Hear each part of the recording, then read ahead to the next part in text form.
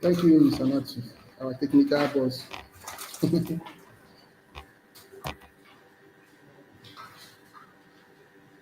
I'm expecting more numbers on their way from home or from the environment. Are they around here? Okay, these are the only few persons that were outside. Yeah. They are not doing African time, but they start by 9. Why we didn't start by 9 is they have some kind of light challenge. From Aba? Okay, far. Okay, okay. Mm. That means they should leave early. Mm. Mm. Oh,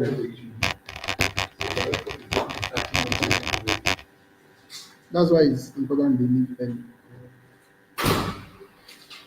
Okay, guys, we will. I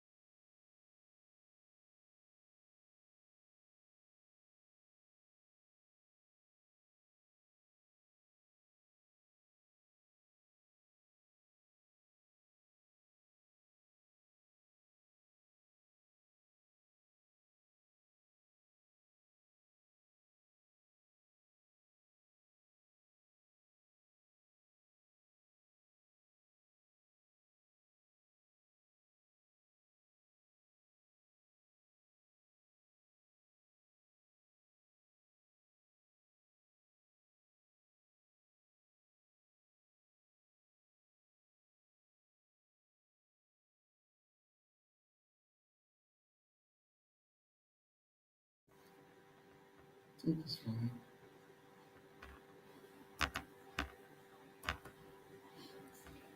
All right. So through your Google Gmail account, you can access Google Classroom. But even at that, they will share the link on your WhatsApp because the link has been generated. Okay. So if you click it, you will see the software engineering classroom. When you enter that classroom, there are two assignments there. One is theory, the other one is objective. All you need to do is to click on that link if it is clickable. Otherwise, if it is not, you copy it and paste it in your browser and command it to go. When it starts, it will just ask for your name, your email, and phone number. That application we are using, cbtng.com, it has kind of malpractice check. It will ask for you to put your video on so that we can see who is writing the test. It will also ask you to snap so that you keep your picture so that we know that this is the person that's writing the exam. So remember to do this. If you didn't do it, the system will still allow you to write the test, but it won't authenticate you and won't be sure that you're the one that write the exam or the test. And what it means is that you're not going to get scored. So make sure you allow the camera to capture it for the two exams. Then the material is there. Maybe you have to read the material first before attempting the test because you attempt it only once. That platform will not allow you to write twice. Today's class is also there, so you can load them as well. All right, so we want to talk about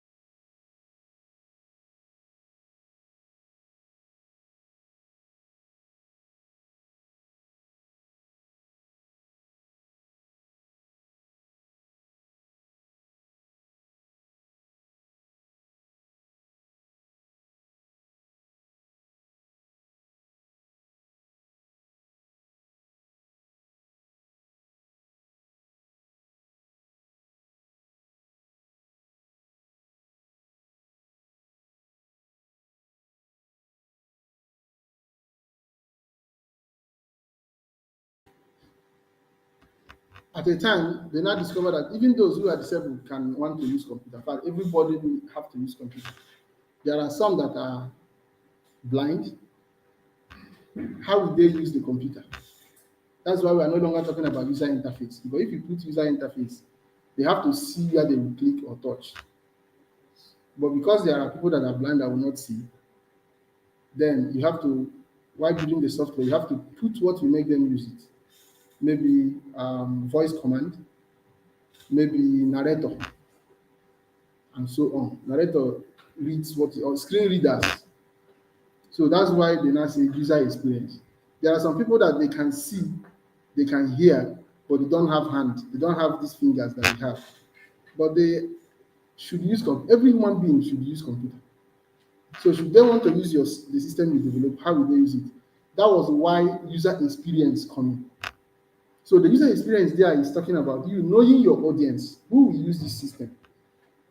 Then you now develop the interface, how those people can use it. So there is no one way fit all. How did they say that thing? There is no one way. One size fits all. One size fits all. Correct. There is no one size fits all in software development, in interface development, because you can't say, oh, this is how they used to do it. You now just do it. And that is why requirement gathering is very important in software development. You have to gather requirements. You have to meet all the stakeholders, all the users, see them one on one, ask them what they want, ask them how they feel, so that you'll be able to design a software that they can use with ease. That is what user experience means. Have I explained user experience? Now look at that diagram. That diagram is just showing you what a software is, so that you see the parts where front end comes in and where others follow.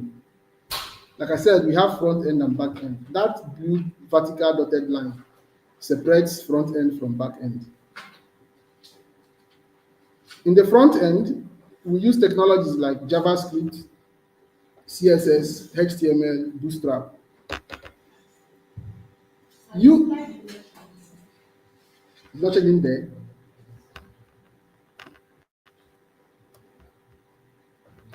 Yes, I've not changed it. Is it not here? Okay.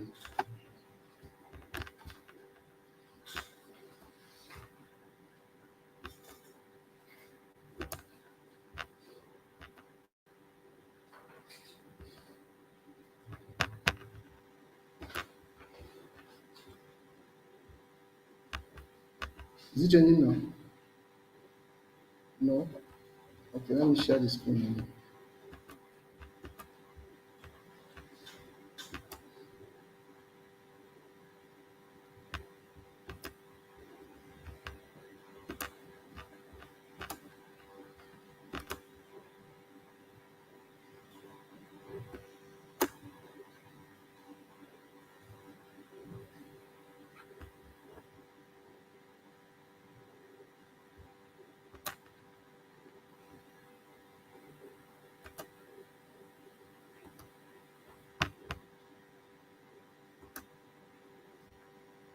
Has it come?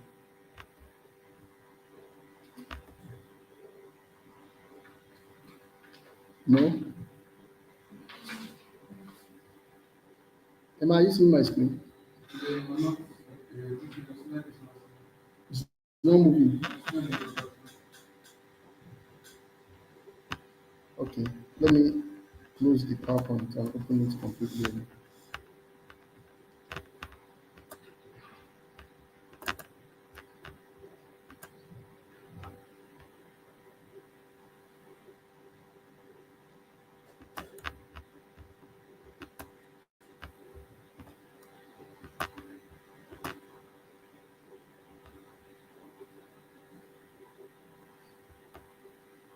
Has it moved?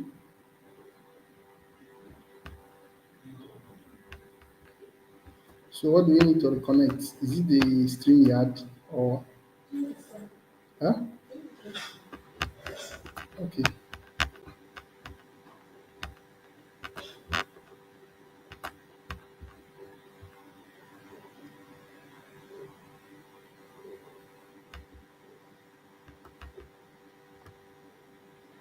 Didn't change. So what's responsible for this? Is it StreamYard or IdeaShare? I think it's StreamYard. Huh? It has changed now. Okay. Let me think so. Okay. So looking at this diagram,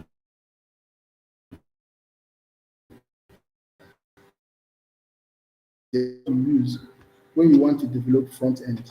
We're talking about front end development. Then the back end has two modules, as you can see. The middleware or the server, it depends on the technology you are using. If you are building online, you can call it server. and you can see the technologies there. Now, what happened is that users don't have direct access to your database. That was why we have that middle interception. And also, in this middle interception, that's where you write the control codes, all the logics, all the codes that are controlling the system. That's where you write it. The front end is just what the user see. What they are using and interacting with is coming from the server. That's why if a system has problem, you can shut it down and start it again. The files will still come up from the system, from the database and the server back to the user. So you don't have direct access to the database. Now, the technologies that are in the middle include PHP, Java, Python, Node.js, C Sharp. Then on the database side, you have MySQL, SQL Server, MongoDB, Couch, Postgre. There are as many databases as there are people. There are many. You said we should try to share the entire screen. It's still not moving. Yes, it's still, Let me see where you are.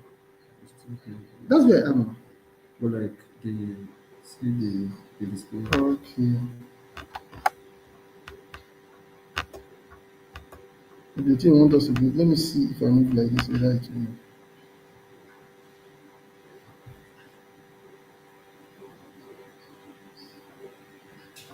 Yes. It did. Okay, so I'll be moving from like this. And then just take them to that. So they can't see. You can see it clearly. Mm. So the solution is to share entire screen. Okay.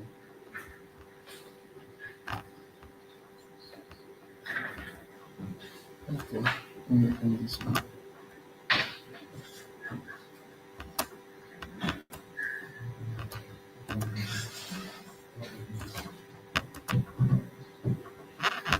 Very good. Um, Stop screen. Isn't share screen. Entire screen. Where's entire screen? Okay, entire screen. Abi? This one.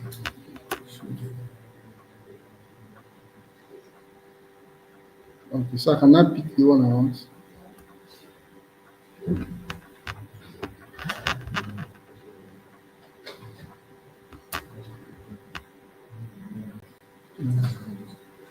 Okay.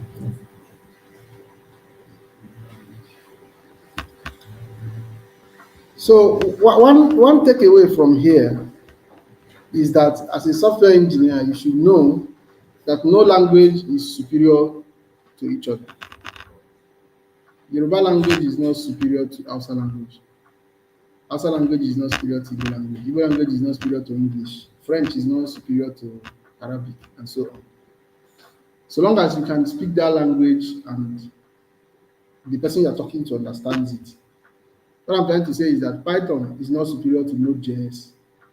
Node.js is not superior to C Sharp. Java is not superior to PHP. All of them are server languages.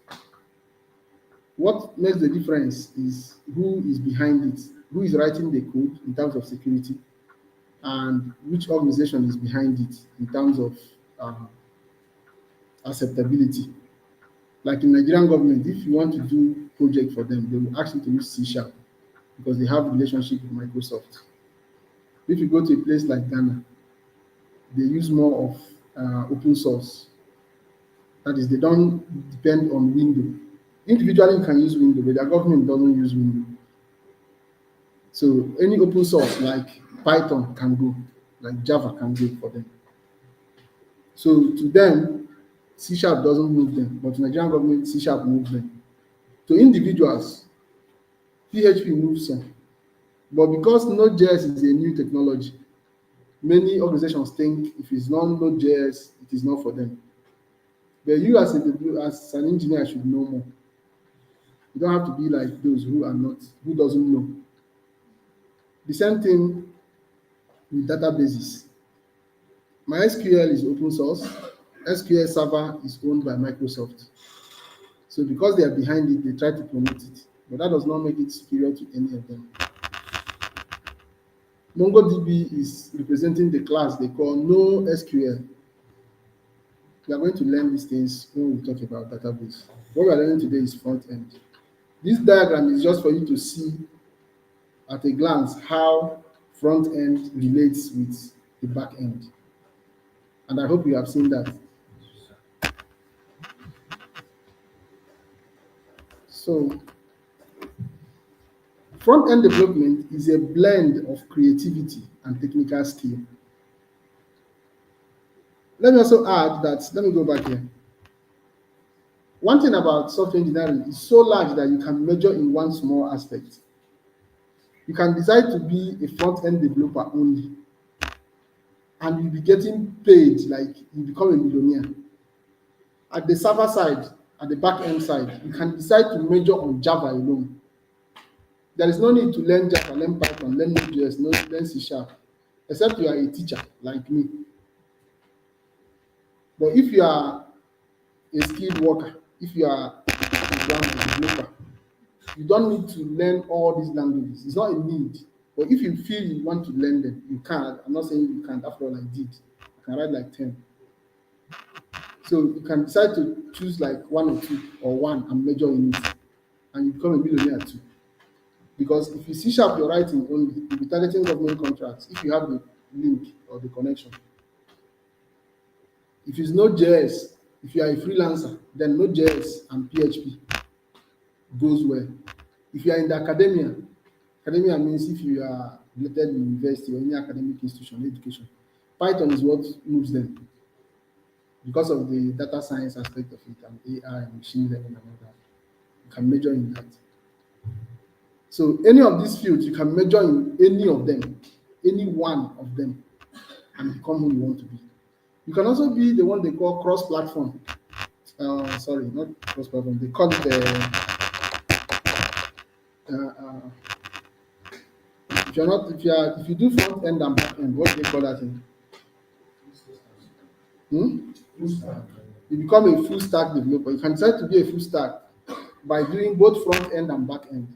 But even at that, you can't do all the back end languages for you to be a full stack. You can do the front end and choose one of the back ends to complement it. You can do all the front ends and PHP. You can do all the front ends and Java. You can do all the front ends and Python, all the front ends and C Sharp, and so on. Then you now choose the corresponding database that you want to store your data with. Nowadays, JavaScript has come out. We talk about JavaScript more. The JavaScript, some of the JavaScript frameworks, you don't need to write CSS and HTML separately. You write the whole thing in one place. But if you are a beginner, I will advise that you learn CSS at least to intermediate level. Learn HTML intermediate level so that you'll be able to understand what JavaScript is doing. Sometimes you can do what you don't want. You can edit it if you know this language is separately. So even if you have the opportunity to learn the JavaScript library,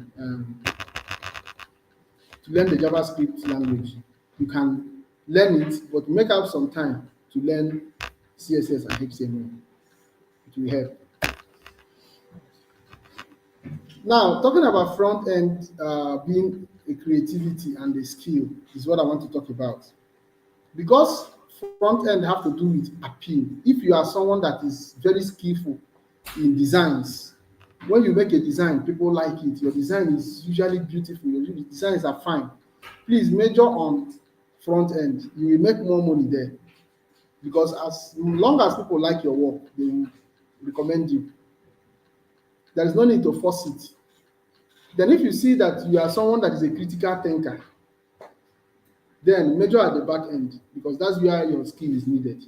Don't force yourself in the front end. Like me, I'm a critical thinker. If I do design, it looks funny. But I do both. But how I do it is that if I get a contract, I will hire a graphic designer and instruct the person what I want. So the person will be designing those interface for me. Most of the graphic designers that have worked with me, they have already switched to being UI UX in the development ecosystem, and they are grateful, working with me in that wise. So what I'm trying to say is that if you are creative, then front end is your core, and that does not remove you from being a system engineer. I mean, a software engineer. So front end development is a blend of creativity and technical skill. It requires an understanding of design principles, user experience, and the ability to write efficient, clean code.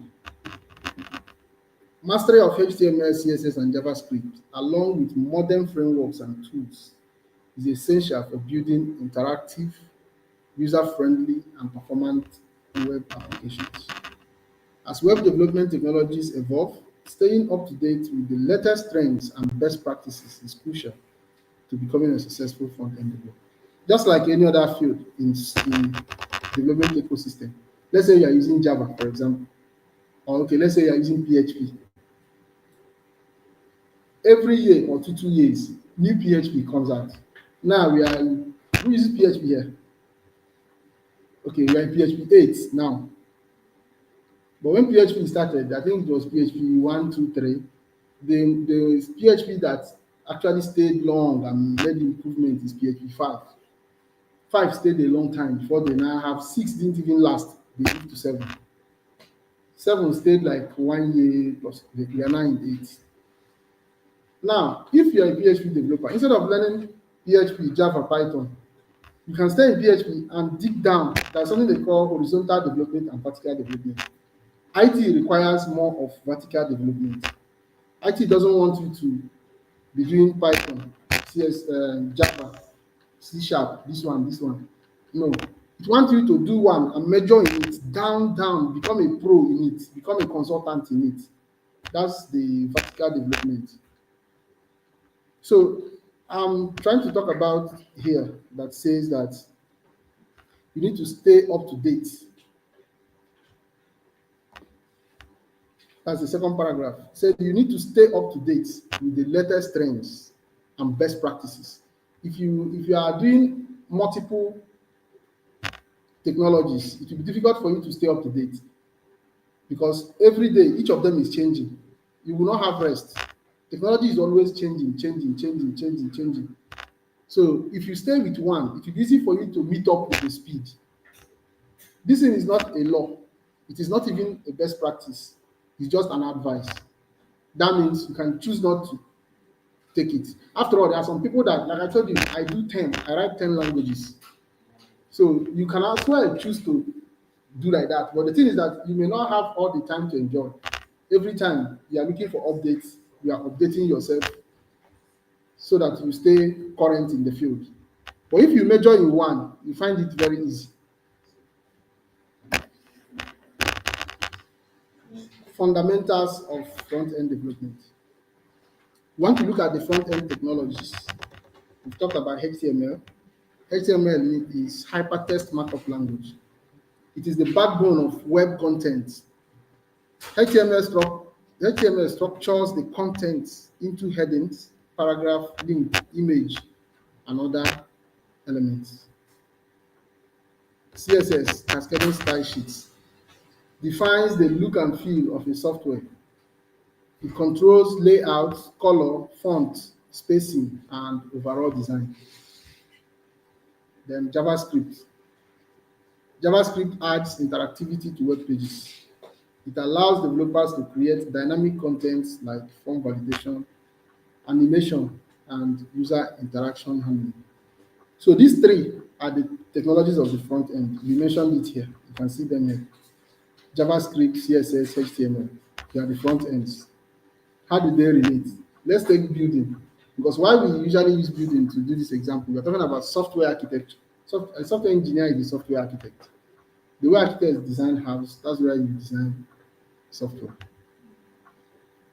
So HTML is like block. When you are building a house, they have drawn the plan.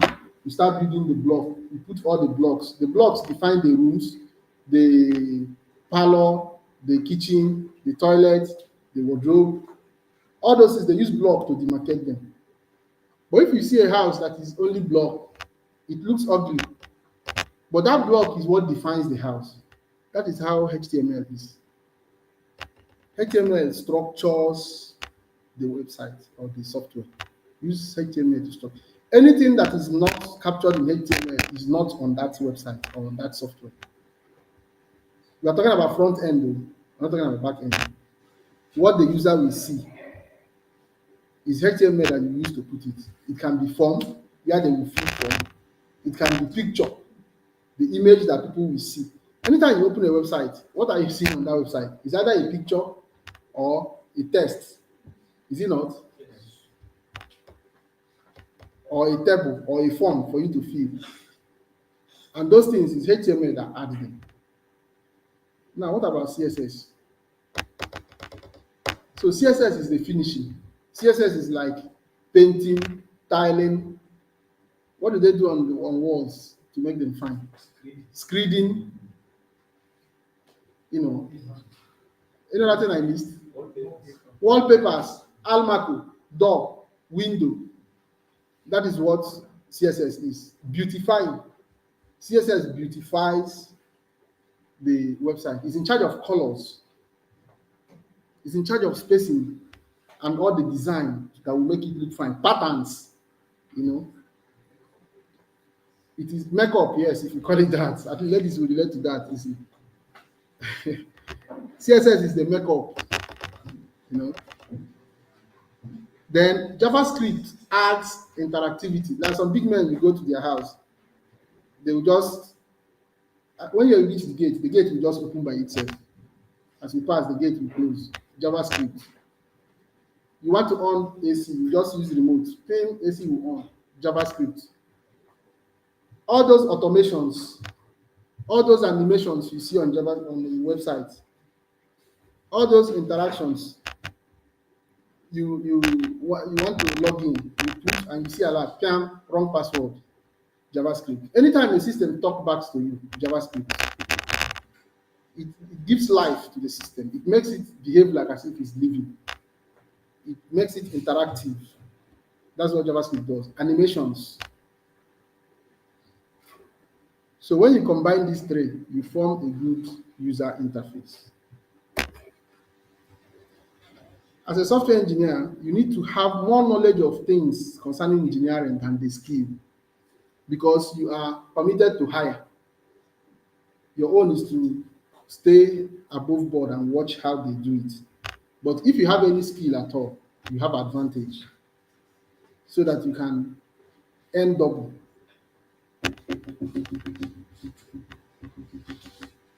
If you are a front-end developer, you can learn any of these tools, any one, like I said before. Well, like I said before too, it's not a law, it's not a rule, it's not a best practice. It's just an advice that can be taken or dropped and it won't affect you. I'm only saying it based on my personal small micro experience. Another person can think that what I'm saying is wrong by trying to do more than one. It works. Like I told you in programming, I do 10 languages, but it's stressful and it's unnecessary.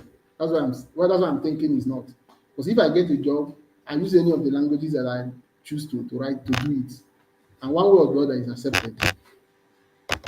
So in this place, you don't need to learn Sketch, learn Figma, learn Adobe XD, learn Infusion, learn Map, learn Azure, learn Basmit, learn Proto, learn USP. You can learn only one and stay on that one if you are interested in front end. And when you want to employ a front end person, and this one say I use Figma, and this one say I use Adobe XD, please don't think that Figma is superior to Adobe. What makes each one superior is the knowledge level of that person. If this person is up to date, that he can use the latest version of Figma, the person using Adobe XD is not superior. So those things are not just by name, it's by knowledge level, experience level. The expertness of the person you are employing is what is important, not the platform. Because before this platform comes out, it must be able to solve that need before they can release it. So it's not about the platform, it's about the person using it that you now check. And any of them can do your front end design as you want. I've seen Figma, I've seen Adobe SD, I've not seen others. But that does not mean they are not good. It's only the one that I've had interactions with. Why it's important to use these tools is that they are already designed for it. It's just like when you go to a carpenter shop and you see him using knife to cut wood, and the other person is using machine. The wood is cutting. Which one do you think will do a better work? So someone can as well decide not to use these tools to do front end. He can decide to be using HTML and CSS to be doing them. The thing is that it will take him some time, and it may not look as neat as it will be when you use these tools. That's why we call them tools. Web browsers. Front-end code is executed in web browsers such as Google Chrome, Mozilla Firefox, Microsoft Edge. Browsers interpret HTML, CSS, and JavaScript to render content as a user interface. So all those codes you're writing in HTML, CSS, JavaScript is web browser that will bring them together and present a user interface. Any code you write in the server side cannot show on the web browser because web browser cannot interpret it.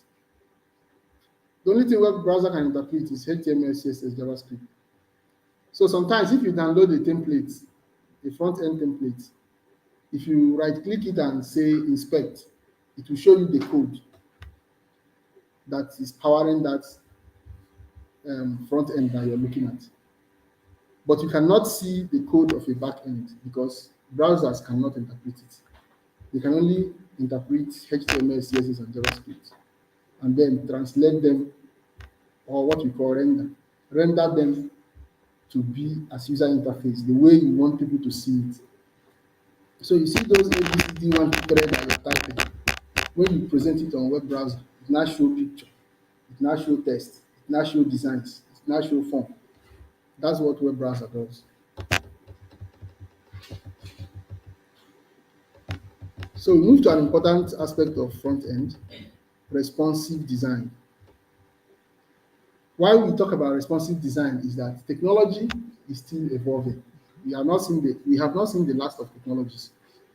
Before, it used to be this type of desktop. After some time, they now produce laptop, which is smaller in size. After some time, they now produce mobile phone. Since the era of mobile phone, we have seen different sizes, different shapes. And the powerfulness of device is not by size. A man snapped me this morning. My screen is bigger than his own, like times two. If you see the image in his phone, you know that iPhone is not a mage to to infinite. Despite the size. So what I'm saying is that there are different sizes. Now, what makes your work usable, acceptable, is the responsiveness. How does it align with those different sizes of screen? Your design must align to different sizes of screen. That's why sometimes clients can mistakenly say what they want is mobile app. But in the real sense, what they are saying is that they want their software or website to be browsable on phone, and it is comfortable for them to use their phone to do it. They now mistakenly say it's mobile app. That's why you need to do your requirement analysis very well to be sure that they are not talking about responsiveness and mistaking it as app.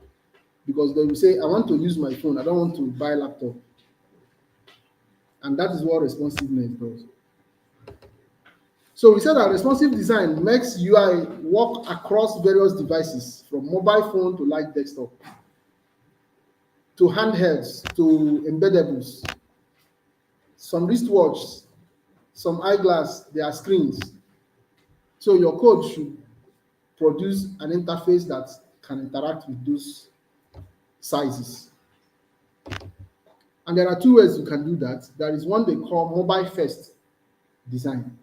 Mobile first means that the person have told you, I want to use my phone for this. So you know that it's just for phone. So all your designs should focus on phone. You are not thinking about any other screen size. They call it mobile first. There are technologies that are mobile first.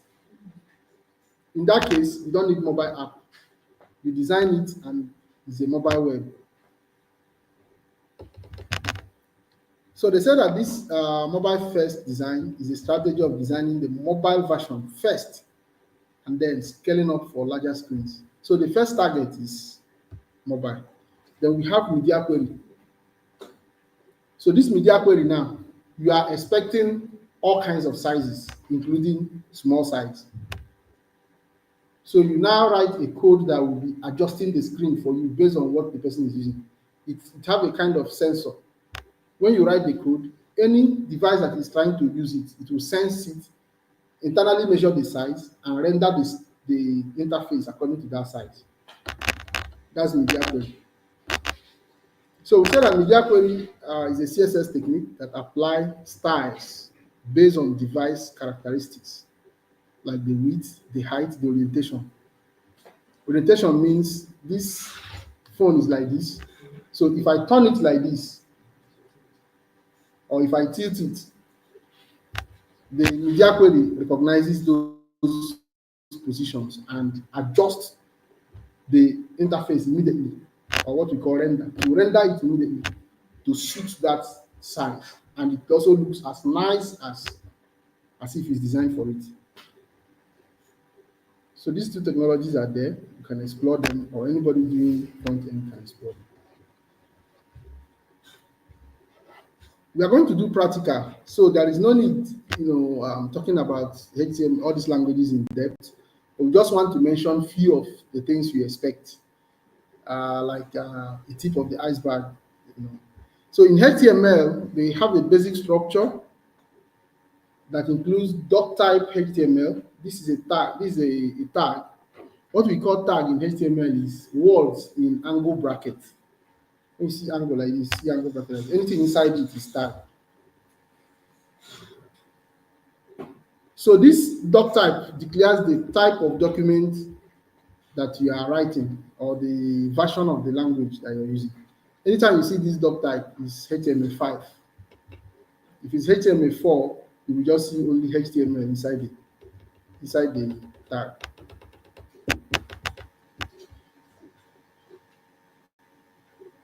So HTML is the root element of the document. Then HTML have head and body. Head and body. So the head contains the meta information such as title, link to CSS, link to JavaScript, link to APIs, link to other files. That's what the head contains. While the body contains the page itself, the interface itself. What you want people to see on your website is inside the body.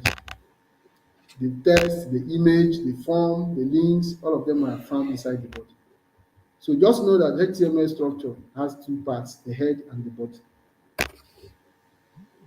Then we have what we call HTML elements.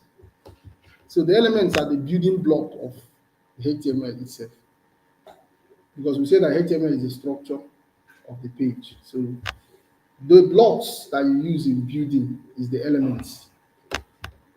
So in the elements, you have the opening tag and the closing tag and the content in the middle. That's what forms HTML element. So we have the text elements we use to put text, like header 1, header 2, header 3, header 4, header 5, header 6. You have the P for paragraph, you have span, you have div. So all these are for containers, for putting tests. Then we have lists. If you want to present a list, like in a MS Word, we call them bullets.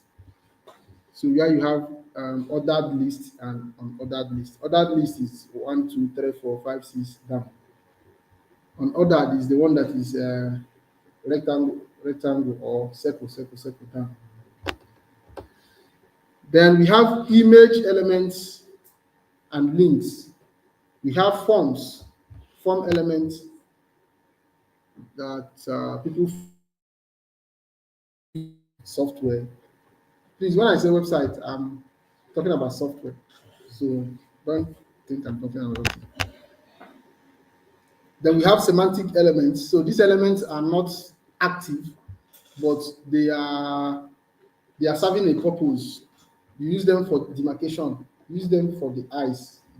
When you are reading the code, you know that okay, this thing started here, this thing starts here. Like header, footer, nav, article, section. These help improve accessibility and search engine optimization of the software. Yeah. Then we also have table, video, audio. All these things are elements in HTML. Then there's something called validation, form validation. So form validation checks that what is coming into the form is what you want. Remember that form is what you use to collect data from users. You are going to do this practically. So when you are collecting input from users, you need to check that what you want is what they are giving. So the validation is what helps you to check. And to do that, there are some attributes like required. Required is any input you say is required, the person must supply information to it. If they don't, the form will not submit. We also have mean length to state the minimum length that this should not be less than this. Like if you are collecting phone number, you can say that phone number should not be less than 11. So if they now want to put 234, they can, but they cannot put less than 11 so that you make sure that it's phone number that they are collecting. Type email can only accept email addresses. If you type what is not email address, it will not accept it. These ones are from HTML. Then JavaScript, as the father now, has its own intelligent check that can make sure that the input coming from users is what it is. They call it form validation. As a software engineer, if you hire someone to do software for you, make sure that all forms are validated. Ask him to show you how he validated the forms. If you're the one doing the coding by yourself, make sure you validate the forms because hackers can attack your system through form. But when you validate it, you you stop them from doing that. So let's look at CSS.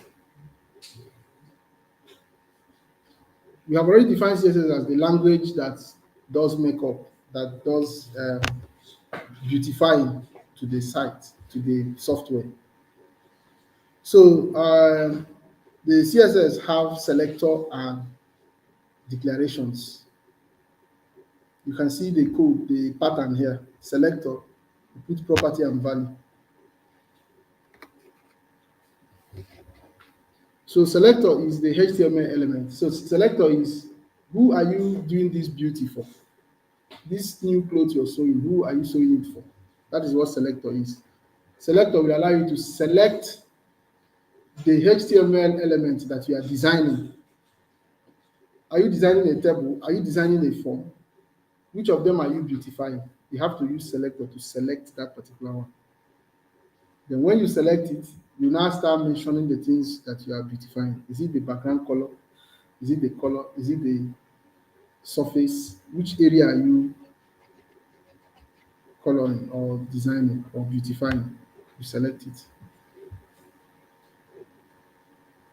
We have class selector and we have ID selector. So class selector selects class of elements, multiple elements at the same time. So like this is class A. We also have class B. After your class now, that's class B. And when we say class, it's referring to many people. But they have the one they call ID, like identities for one particular item. And if you define a selector as ID, you are targeting only one element and you give the identity of that element. So classes are done with dot while IDs are done with hash. You can see here, they say dot .btn. That means they're talking to all the classes, that all the elements that belong to class btn. But here they say hash header. That means it's talking to one object inside HTML called header. Then we have the ones we call pseudo class and pseudo elements. So these elements are CSS that is combined with JavaScript. They can perform JavaScript action. They have some kind of awareness. They have some kind of intelligence, like hover, focus, before. When you hover on, like hover means when you move your mouse across, the thing can take action, or the beauty will come out. The CSS design you did for it will come out only when you touch it. Some when you focus on them, some before you even click at them. So that's what pseudo class is for. A very important aspect of CSS is what we call the box model. That's what will help us to understand the aspect of elements that you beautify in CSS. Every element in HTML is regarded as a box, a rectangular box. Every container, every element you have, every content on your website is being held by a container. Both the content is seen as a rectangle, the container is also seen as a rectangle.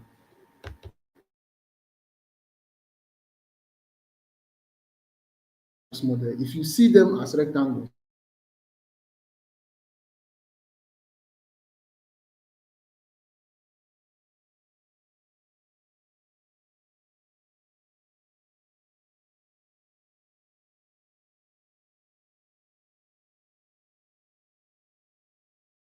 content, the place that is dark. When we say content, we're talking about something like picture, image, text, form, table, and things like that. So the container there is the blue, the one on blue. So we can see how padding and border and margin works. So padding is the distance between the container and the content. That is the blue and the green line. Then we have border. That blue line is border line. The green line is border line, green border. Then we have margin. Margin is the distance between the container and the screen, the monitor itself. We will do practical, so you see these things. Another thing to know on web interface is the layout techniques. So in the layout techniques, you can decide how you want to lay out your screen. What we call layout is how many partition, how many rooms is in this building. That's what we mean by layout. Like how many partitions do you want to give the screen, the interface? The maximum you can give an interface is 12. And you can use either flexbox or positioning or grid to place object where you want to place it. But you may not have to use the whole 12 at once, as you can see. This guy, the first one used the whole 12, put things in all the 12. Another person put in trays. He grouped three together, put something in it. Group three together, put something in it. The other person grouped 8 in one place and then 4 in the other place. What is important is that by the time you sum these numbers, they should give you 12. That's what is important. So you cannot decide how you want to divide the screen. If you browse a website, any website you open, you will notice that it is divided. Sometimes they will use the whole 12, like at the header, the banner head, they can use the whole 12 in one place. You don't have to worry, we are going to learn those things. We're just mentioning them. CSS preprocessors. So these are CSS extensions that allow for variables, nested rules, functions. We also have the one they call less. It's another preprocessor like SAS. CSS made it easier for us, so you don't need to start learning SAS and LACE. But some persons who hope to do more things that are superior to just writing code for people, they may want to learn them. But just know that there is something called preprocessors that control how CSS works. It's just like someone who now goes back and is writing um, machine language. You know the one they call machine language, assembly language. That's how this SAS and Lisp is like to CSS. They are the parent ancient languages that brought about these ones now. So if you have the time and any reason, you may go back to learn them. But it's not necessary because CSS is solving what you need. You don't need to go back. So we've talked about HTML, we've talked about CSS, we want to talk about JavaScript. So JavaScript has variables, functions, data types, and control flows.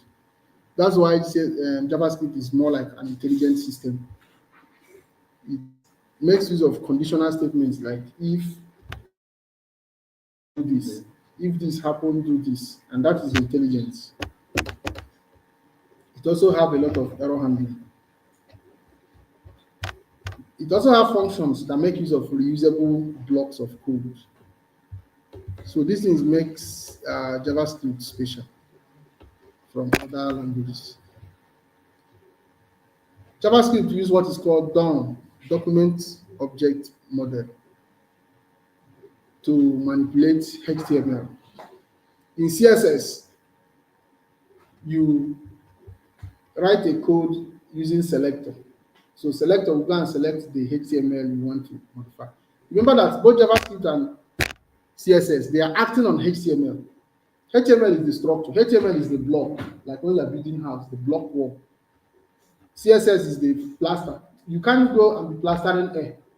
It is block that you plaster. It's block that you put tile. It's block that you paint. Is it not?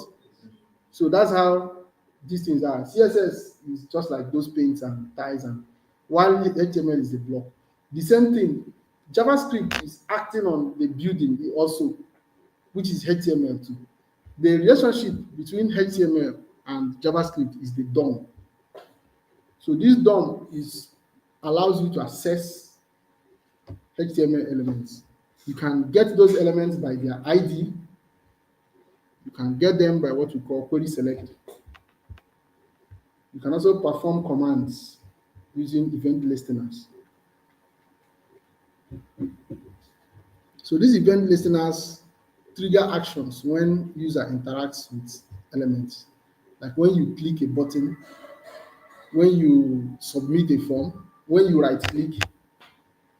If you are used to using computer, there are some locations you right click, there are some locations you double click, there are some locations you click. Those things are what we call events. When you perform those events, information is being sent to JavaScript through that action you click. JavaScript will now know the corresponding action to take. When somebody right click, what should happen? JavaScript knows. If someone should double click or click or drag, all those things are events. And JavaScript have event listeners that listens to the screen to know what the user have done and then feedback the corresponding action. Then we have the one we call Ajax. Ajax sends information to the server without reloading the page. That's what makes Ajax a very powerful JavaScript. In fact, Ajax becomes so powerful that a lot of technologies are now resting on it, that you don't even need to go to learn Ajax. Those days, they used to go to learn Ajax because it was so hot. But you see what it is solving, because the world is moving very fast. Nobody wants a delay of loading a page when something is coming from the server. They want everything to be done automatic immediately. And that was what gave birth to all these JavaScripts now. They call them one page design, what they call it. Single page application, SPA. Is this Ajax, whereby you don't need to refresh the screen. Actions come immediately. Someone send mail to you, you receive it immediately. SMS is coming, you receive it immediately without having to restart your system. All these React, Vue.js, all those JS, their backbone is Ajax. even jQuery. So that's what Ajax is. Then let's look at frameworks and libraries. What these frameworks and libraries did is to relieve us from the pain of learning to program these languages. Like for someone that is using Bootstrap, inside Bootstrap there is JavaScript, inside Bootstrap there is CSS, but it's basically a CSS framework, but it has some element of JavaScript in it. So instead of learning CSS now, you can now learn Bootstrap. So Bootstrap is a framework, is a popular CS framework with pre-designed UI components. We also have what they call Tailwind. It's also a framework for rapid design. What makes frameworks better is that they are meant for rapid development. Before you can write one page of code, someone using framework have finished developing his site. Because these frameworks are like libraries. They already have pre-made. For example, now if you want to write, if you want to design a form, for example, you will first write a code for form. You write a code for input. You write a code for another input. You write a code for test area. You write a code for button. That can take you a whole day designing only one form. But if you are using a library already has a form.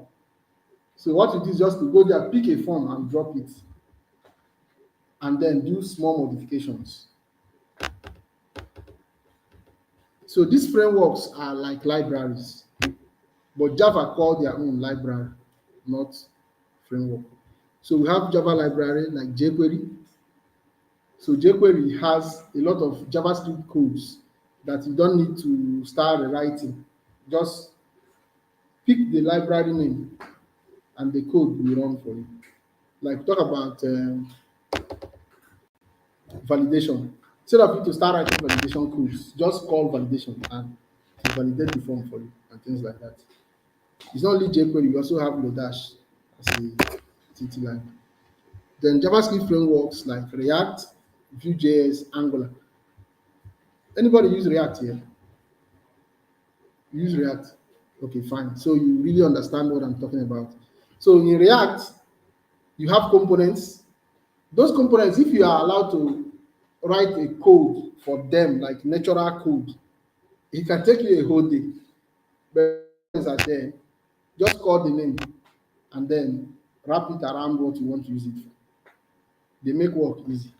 It's not only React, Vue.js is there, Angular is also there. So these are JavaScript libraries. You can learn only one and you are okay. Like if you are destined to be a millionaire through code, you become. There are people that what they write in this ecosystem is just React, only React. They are React developers and they are earning millions. They do contracts directly, they work remotely and get dollars. Just React alone. The same with Angular, the same with Vue.js. Only that one alone. They don't need to, kill themselves writing code or following updates. What do you combine your React with? Okay, Node.js. So you do both front end and back end. Yeah, I combine it with material UI. With Material UI. okay, material UI. Yeah. Good. So that material UI now is a CSS framework. So what it does is that all his designs will look like material designs. Material designs have 3D looks. So it will save him a lot of time. Someone that is writing raw CSS will take forever. Something he will do in a day. So that's the advantage of using frameworks. But as a software engineer, it's advisable you know a little of those natural languages before you can now switch over to frameworks. Because if you're just based on framework alone, as framework is evolving, well, it may not be hard because they are trying to make everything simple. In fact, very soon, block programming will be on board, and all this code thing. They have already started it. Have you heard of Scratch before? You know Scratch? Uh-huh. That block type of code will take over the world soon because the whites are too lazy. God bless them. They don't want to stress themselves at all. That's why you are seeing all these framework and libraries. They just want to ease stress. That's why they're bringing them. Now that block programming is actually bringing ease, where you don't need to write code, just drag a block, connect it with another block, connect it with another block, and the code is written for you. There is one they call pictoblocks. Have you heard of pictoblocks? Now, pictoblocks is being used to do AI, machine learning, and virtual realities. You can try pictoblocks. You also use it for Internet of Things to control microcontrollers, devices, pictoblocks. Very powerful, but it's in block form. That's why I know that very soon block programming will take over all. So what I'm saying is that these frameworks make programming easy. Learn only one and you are done. Don't try to learn this, learn this, learn this, learn this. For what now? Only one is enough for you. But what is important, make sure you know at least one. That's what I mean. And stay on it and improve. Version control and collaboration. So we have Git and GitHub. We also have the one they call Git bucket. You also have to check that one out. So what these version controls do is to track changes in your code. Software is not developed in a day. Sometimes it can take 1 month, 2 weeks, 2 months, 3 months, 6 months. Some can take even up to a year, depending on how big they are. You need to keep track of the codes as you are writing them. The one you write today, how does it integrate with the one you are going to write tomorrow? How do you integrate with the one you wrote yesterday? That's what version controls help you do. They create code repositories. One advantage of using them is if you lose your laptop or your laptop crash, your code is where you can access it. If you are working collaboratively, like for those that use React and work online, and as remote jobs, this job they are working on might be from Switzerland, but they're here in Nigeria. A partner can be from US, another partner can be from Canada, another partner can be from Turkey, but they are all developing one software. This Git will help them to bring all the codes together and integrate them, and it becomes one functional software. So you have to learn how to use Git. As a software engineer, you must use Git. Like I said, this coding, graphic design is not our main calling. Our calling is to over supervise them. But because we are in Nigeria, it's important to learn one of those skills so that if you didn't get a software engineering job, the skill can be at least putting food on your table, depending when that big one will come. Otherwise, it's not. Your own is to do this GitHub thing. This one is the real engineering work. The coding, you can call a programmer to program it for you and you pay them off. Or in a big company, if you're working in a big company, the company already have programmers they pay, they have graphic designers they pay. You, as a superior software engineer, you oversee what they are doing and then work on their codes in version control. Make sure that the code they are writing today, the one they wrote yesterday, and the one that they will write tomorrow is in order and they are integrating well. And if anything goes wrong, you'll be able to reverse it without bringing down the whole system. That's what GitHub does. So it has some basic commands like git init, git add, git commit, git push. You can even decide to learn GitHub by yourself if you want to be a DevOps. I told us that of all the job roles in software development, DevOps earn more money than others. That is, in this our field now, you can be a programmer, you can be a software developer, you can be a graphic designer, you can be a UI UX person, you can be a DevOps, you can be a Scrum Master. DevOps earns more money than others. And what DevOps do more is this GitHub thing. So whether you are aiming to be a GitHub or you want to be a developer or a programmer, you have to learn GitHub because if you are doing remote work, it's GitHub that people will use. Even if you're not doing remote work, it's good for you to put all your codes there so that it will be easy for you to access. If you change system, you'll be able to access your code. Because if your code is dormant, is residing on your system, if you lose that system or if you change system, you won't see your code again. But if you have it on Git, you can access it from anywhere you are. So for code review, we use platforms like GitHub. Then for issue tracking, we use Jira. You can also use GitHub. You want to track bugs or tasks. Another job you do as a software engineer on the front end is optimization. Optimization will make your code run very fast. It will also save resources on the system. There's nothing as bad as somebody want to use your system and the person's computer hangs. The person want to use the software in the room and his computer started hanging. It's very bad. It can discourage them from using it because people are short of time. Nowadays, nobody have. In fact, people used to say, "No time." Have you heard that sentence before? But it's real. People don't have time anymore. Nobody have patience anymore. That's why sometimes at junction you see long traffic jam. When you get there, you won't see what is causing it because somebody is impatient that he don't want to allow the other person to pass, and two of them will jam there, and the whole road will now block.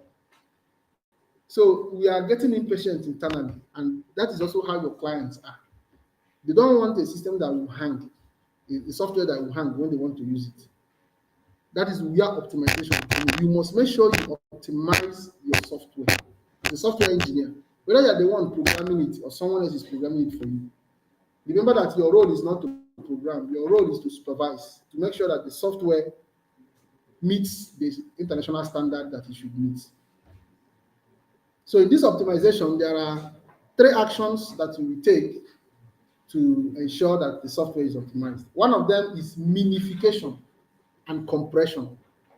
You have to compress those codes, those contents, to make sure that they don't overwhelm the system. When you say miniaturize, when you say minify, you mean make it smaller. Like if you have a video and you compress it, it is where like you get your clothes, you iron them, you're putting them on a box and it's piling up.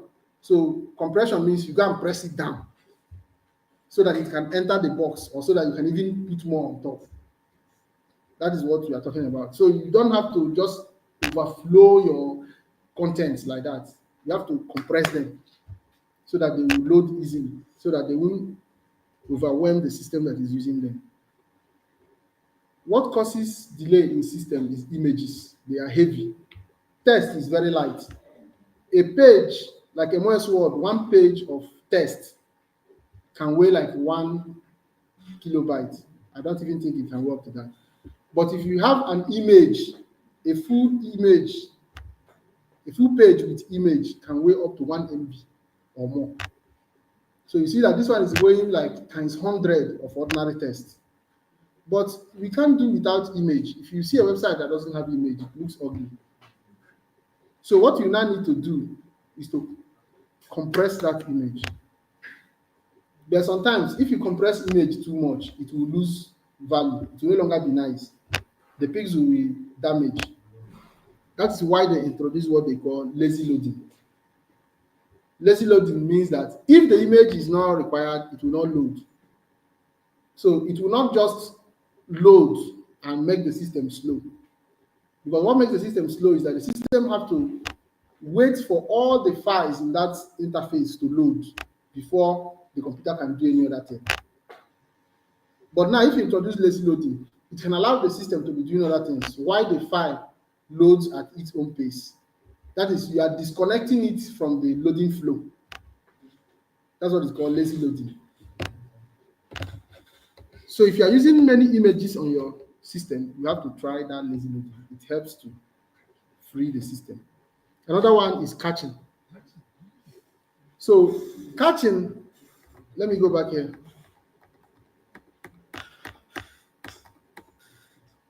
Files come from database. They travel all the way from database to the server before it gets to the user. Now, files, instead of storing them on the database, it will store them on the front end. That time it will travel. Most of the servers most of the websites you're seeing, the server is in the US, some are in India, some are in UK.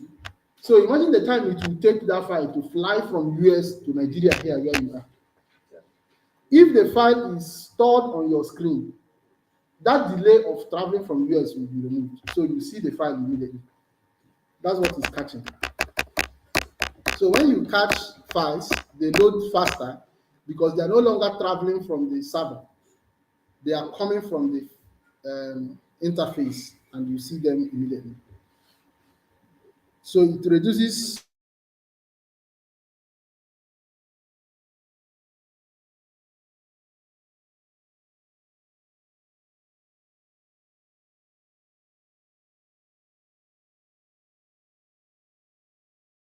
loading time. That is, if it is wasting time to load or consuming resources. Resources is something like RAM and processor time.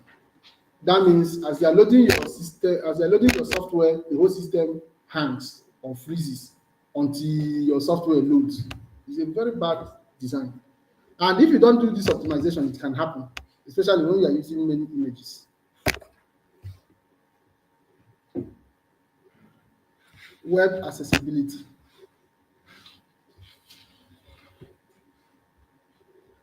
We talked about user experience at the beginning. When you are developing your software, you have to consider the accessibility of that software. Who and who are using it and how can they use it?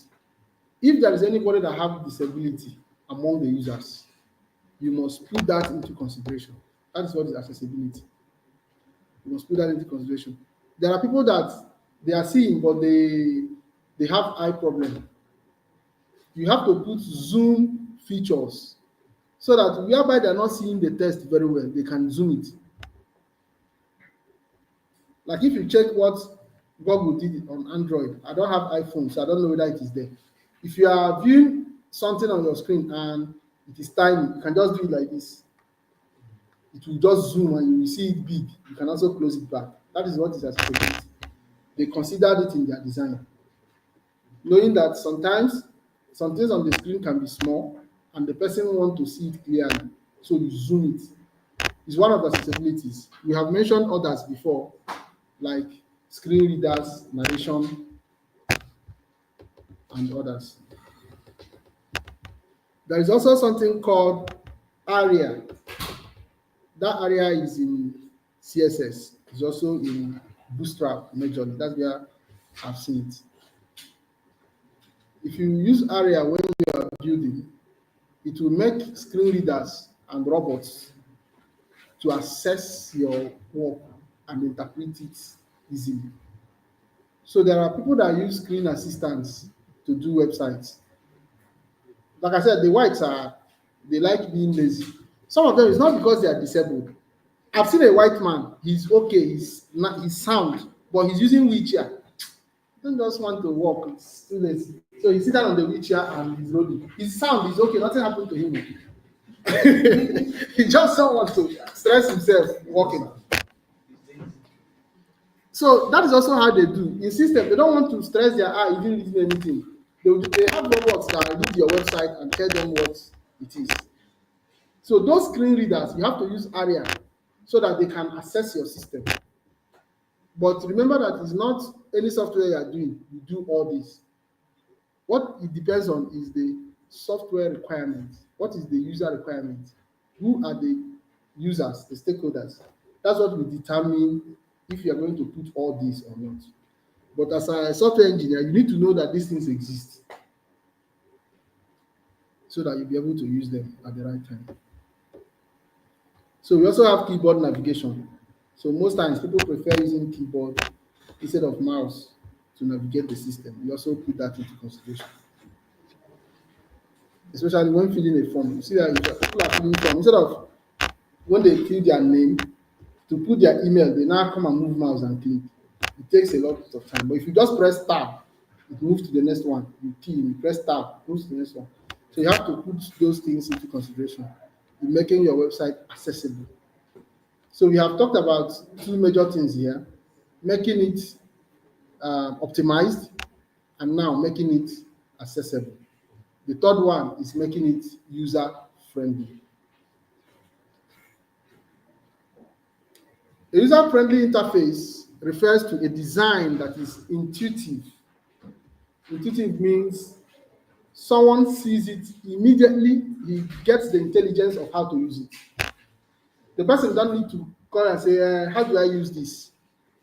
That's what is intuition. Like when I saw this thing for the first time, I didn't ask her to show me how to clip it to my clothes because I've already seen this.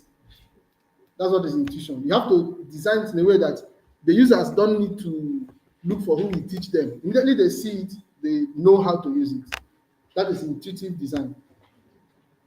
You also make it easy to navigate and simple to use, allowing users to interact with the software efficiently, without confusion, without difficulty. The two bottom lines when we talk about user friendliness is without confusion, without difficulty.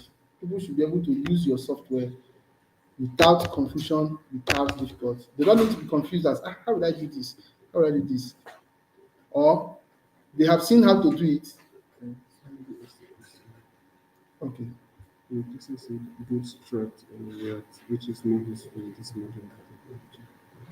Okay, I'll answer the question. Yes, you can.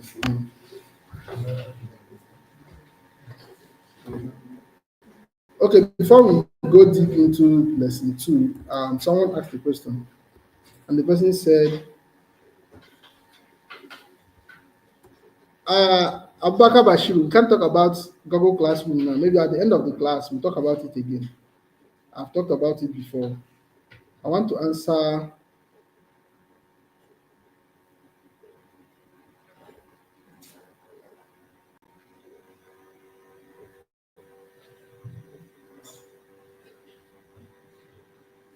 I'm not seeing that person.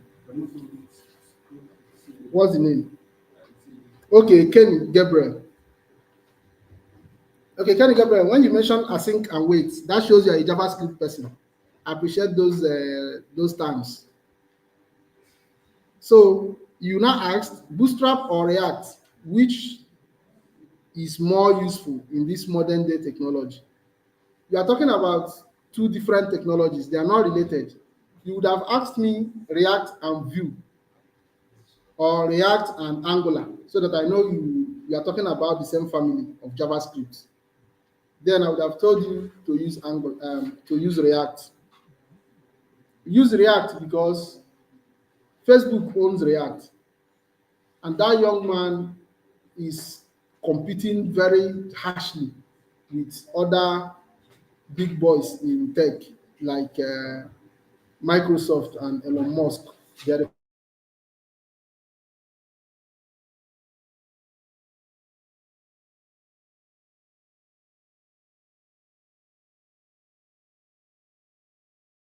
people he's trying promoting that Facebook will pay you. Those that use React, maybe they didn't get that information on time. You have gotten some money. But if you did get that information, you must have gotten money there. Anything you design with React, you send it to them. So long as you use React to do it, they pay you. Whether it is for them or not for them.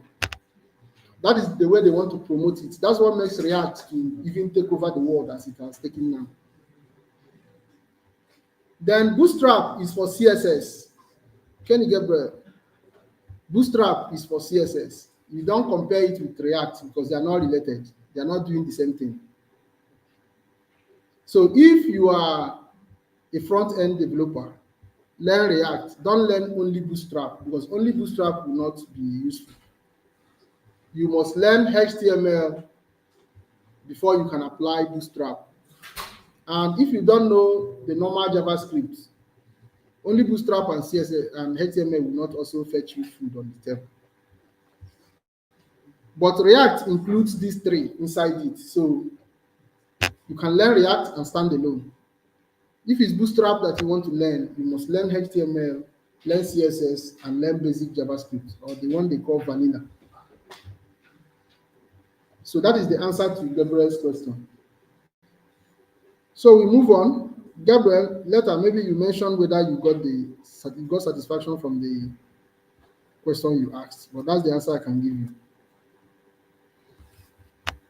So we're talking about user friendliness, and we say what makes your software user friendly is when the software is without confusion for the user and without difficulty.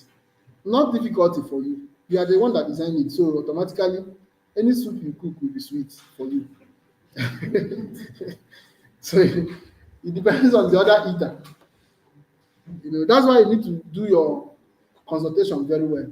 Because let's say you cook stewed rice and you feel like, oh, the stew is the best stew ever. You use all the ingredients to cook it.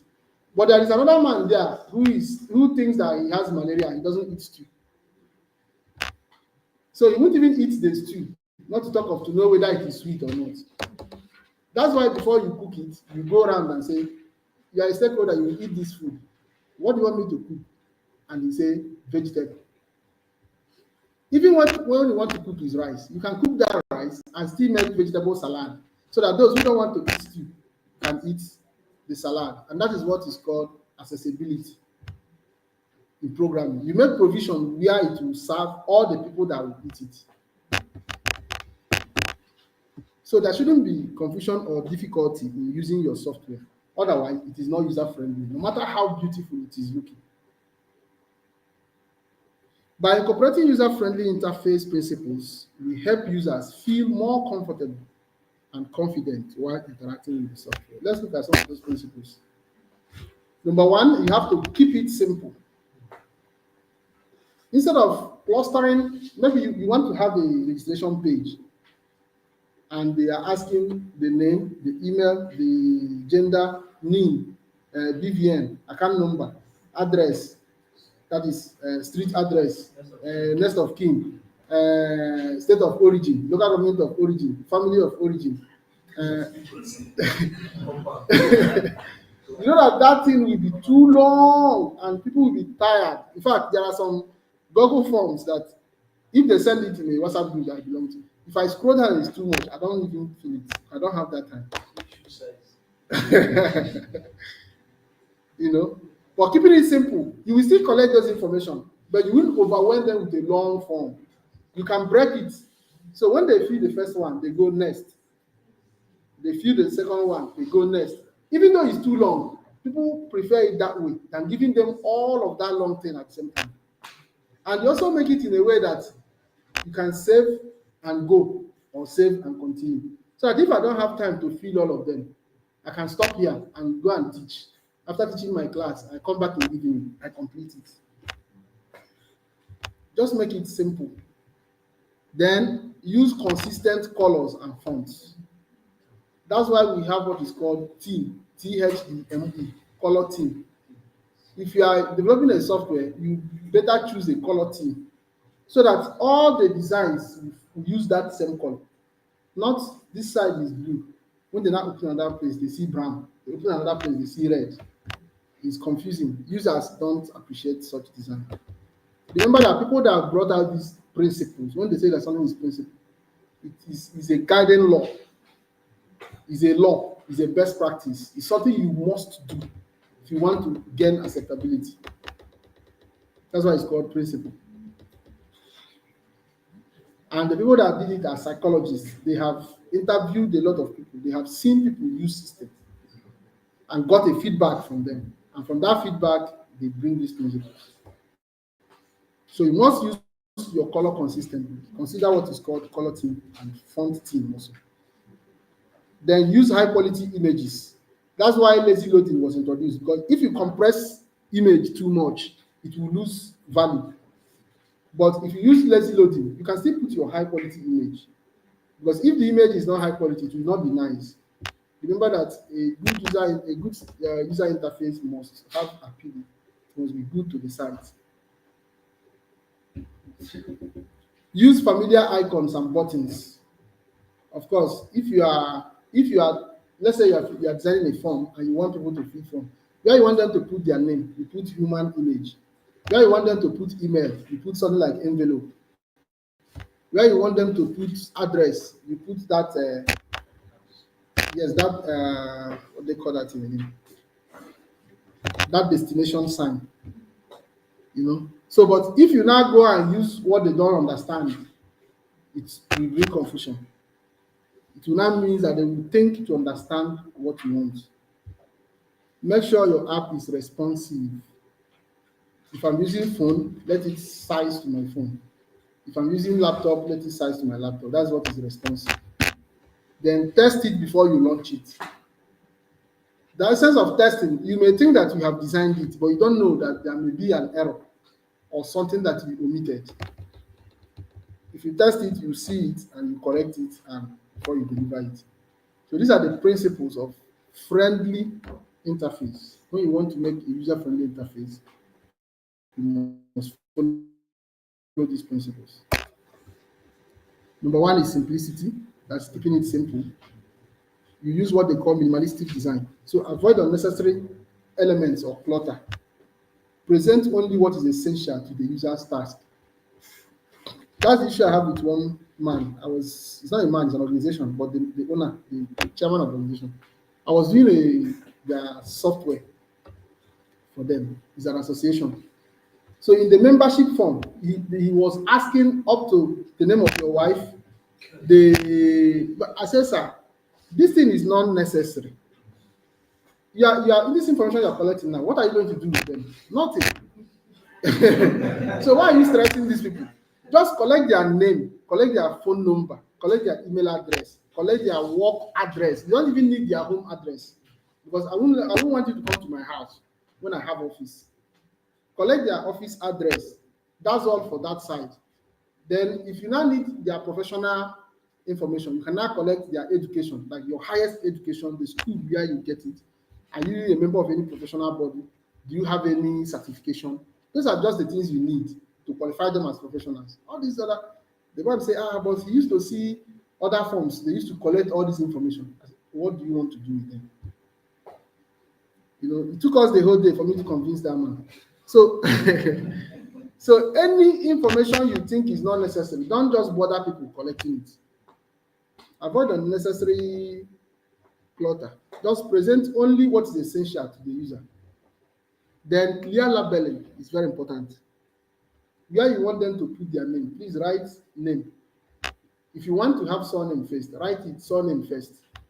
That label indicates what you want the user to put. It is very, very important. 2, intuitive navigation, logical layout. Group related functions together. Keep actions like save, cancel, or next in consistent places. So this is also important. Like imagine a form you break into 3. So after filling maybe the first one is bio data, next is academic data, next is professional data. Instead of to put next at the right hand, you put it at the left side. It will be confusing. Next is supposed to be by the right, so the person knows he's moving. Then back should be by the left. So those positions, that's what when we say intuitive means the person look at your design and he knows what to do. So if you see that next and back, automatically you will know that this is what it is. But if you now switch it and put next here and put back here, it will take some time before the person will comprehend what you have done. And there's no time. All right, so make sure your navigation is consistent and easy backtracking. Backtracking is also another important aspect of software. This thing we call undo, but for some of us that use MS Word, we call it undo. Human beings are liable to make mistakes, and when they do, there should be a way to reverse it. There should be a way to reverse it when there is a mistake. So try to put that into consideration. It must not be undo. Like this same man I'm talking about, in that their software is a membership software, like I told you, it's an association. Where members pay dues. The way we design that software, when members pay dues, the admin, that is that man now, have to approve it before it will be recorded. Approving means, or let me say confirm. You need to confirm it. Confirmation comes when he have received the alert that yes, this person have paid. Because when you pay, you go to the platform and say, I've paid for 2024 dues. he will see it in the admin dashboard. He will now check whether you have received alert on your name. If he has received, he confirms it and it is recorded for you in the system. Now, that's how the system was designed, and that's what the man said we should do. Later, the man now called me and said he approved someone by mistake without receiving alert. How will he undo it? I said, "Sir, you can't undo it, oh." Because when I was doing that system, he didn't mention that he can do it by mistake, and it didn't come to my head. I didn't come to my head, and the money is big, 120k. 120k as at last year, not now that Uncle Blue is in power. When 120k is value, you know what I mean? So there's nothing we can do. You have approved it for that man. What we now did was to call the man back door and beg him to to pay his dues so that it can correspond with the system, you know. And the man actually was angry with me. So I don't want you to, have that kind of experience. So put that backtracking. Make sure that there is a way to undo what has been done, as far as it's possible for the system that you're doing. Okay, responsive design. We have talked about responsiveness. So make sure your system can adapt to different interfaces and different devices. Also, make quick loading. Quick loading, lazy loading is part of quick loading, because if the images don't load or keep the system waiting until they load, then the system will load faster. The software will load faster. So whatever that can make your software to load fast, do it. Can you mention one way you can make your software load faster?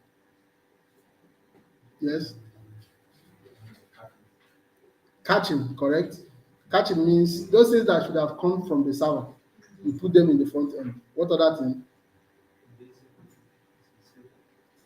Lazy loading, yes. Image of my Compression of the images and optimization of the contents. Minimization of your codes. Have you seen, for those of us that use Bootstrap and jQuery, you see bootstrap.me.js. Have you seen such a thing before? jQuery.me.js. That .me is a minified file. It was compressed so that it will load faster. So instead of you now using bootstrap.css, go for bootstrap.me.css. It will load fast. Even if you use the name CSS to develop the site when you're building it. But when you want to host it, please convert to .me. Even your JavaScript, even all your codes, you can. There is a software that online that minifies your website files. Just send all of them. They will minify them for you and give you to make it load faster. Another important part of user interface friendliness is visual appeal. The website must be good looking. That's why I say, before you can measure in front end, consider if you are gifted in designs. It's very important. If you are a good graphic designer, if you can make good design, not just graphic design, but if you can make good design, you will do good work in user interface, because visual appeal is very important. That's the first thing that one of the software will see. Before they even start clicking, they will first of all see the interface. It's just like where you cook stew or soup. The eater will first of all, our people say that the eye eats first before mouth. yes. So once you present the food, they will look at it. If it's not appealing, they'll be like, this kind of food, before they start eating it. But if it is looking nice, so that's also how it is in software. Make sure it is readable. Then feedback, there should be interactive elements to provide feedback, like forms and other things. Error message. Put the error messages very clearly. If a user make mistake, let him see the error. We didn't start by on time, and we still have 2 minutes. So we stop at 11:05. Yeah, it's light people now that delayed us. All right, so Error message is very important because that's the one, in fact, that's the only way that your system communicates to the user. If they make mistake, let them know. If there is something they didn't do right, let them know. Because if you keep silent, they will think they have done what they want to do. And if it is data collection and they miss that data, it can be a disaster. Accessibility. So make sure that the system is accessible to users of various conditions. Those who can't see, those who can't hear, those who are too lazy to use it, those who use screen assistants, let them be able to use the software that you have designed. And finally, let it be user-centric. It's because of this user-centric that you have to do good user requirement analysis to make sure that you collected the requirements that users want, so that when you design it, you are designing for the user and not for yourself. There are some users that this your system is the first time they are touching computer, especially in this part of Africa. So you have to consider them, that these people are not professionals. So you have to design it in a way that they don't need too much coaching and they won't even forget what you teach them. You make it very easy for them to use. So that's why it have to be user-centric. If the users are professionals, then you have to do it professionally. You don't have to draw them back. That's the class. And this is the assessment. So this assessment, you write it and submit. This material is on Google Classroom. You can access it. That assignment in Google Classroom will expire next week, Saturday. So you have between now and Saturday to do the 2 assignments. If you don't do them, the platform will close and you can't do them again. So if I'm you, I will first get done with those ones before looking at this one. And those ones cannot take you more than 2 days. So let's say you rest on Sunday, Monday, Tuesday, you are done. Wednesday, you now get this material and read it. Thursday, Friday, you are ready for the assignment. Saturday, you come there and submit. I've told you guys before, this class is 3 months and every day counts. To World Bank that is sponsoring this training, every day is class. But we consider that some of us are working class, and it's not everybody here that their parents are still feeding. Even if they are feeding some of us, they don't take care of all our needs because we are adults now. So we don't want to call you to the community class every day like in secondary school. That's why we leave it on Saturdays. To you, the class is every day. That's why the materials are being given to you. So when you go home, start reading every day. Make sure you have a reading time. It can be 4 to 6 in the morning when nobody has wake up to disturb you.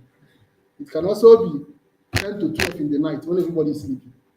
It can also be during break time in your workplace, maybe 12 to 1, when you have freedom. You know your best time, use it. But the bottom line is make sure you read every day on this course. Thank you very much for today. Sorry, who is Adebayo Abdulrahman? Somebody found your ID card, this guy. He found your ID card and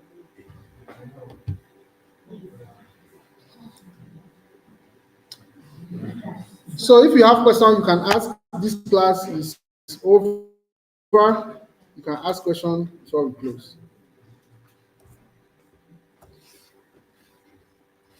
Yes. the assessment, is that you're submitting it online or It's a platform, yes. You fill the form, you get your result immediately, see what you score.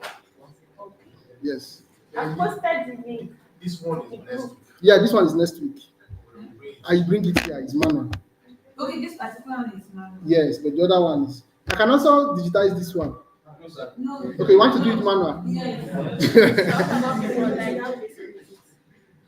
Okay, how we don't like people submit it?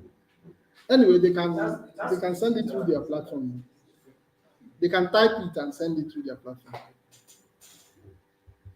But I will still consider whether we will digitize it also, so that everybody's result will be there. You don't need to run away from digital now.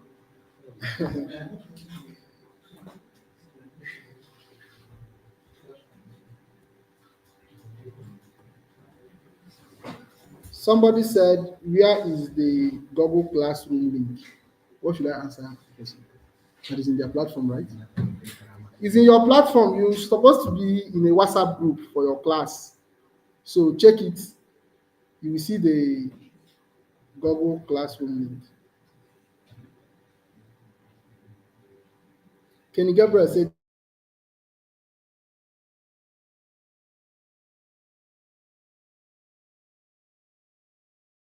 it's in the Google Classroom. That's what we are telling you. And the classroom link is on your group.